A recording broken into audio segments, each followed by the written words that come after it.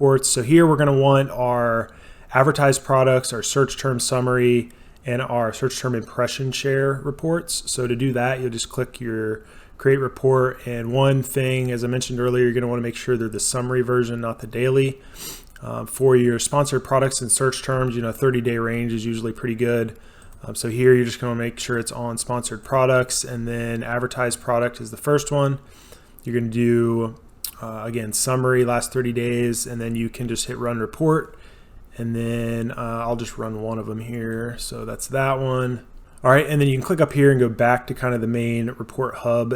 All right, and then once it's ready to download, you can click this button here and it'll download. The other thing is if you already have them listed in here, you can always just come over and hit run report and they'll rerun for that day. So the idea is we need to add in our search term report, and then also the search term impression share report if you want that one.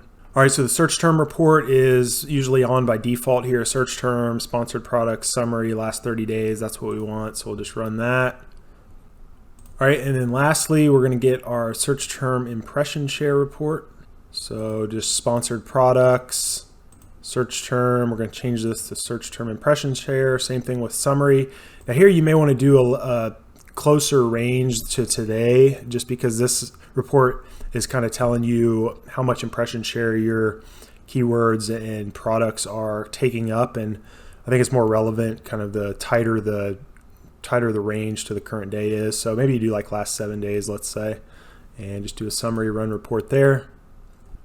All right, and then when you're ready to download them, again, you're just going to click this button here and you'll get the window to save it. The advertised products, we're going to name it AP, and that goes in the Amazon because it is an Amazon report. So it's going to be AP like that. That is a Microsoft Excel file, which is fine.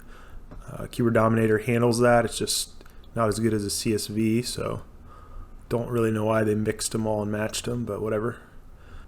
All right, search term report is going to be, you guessed it, ST.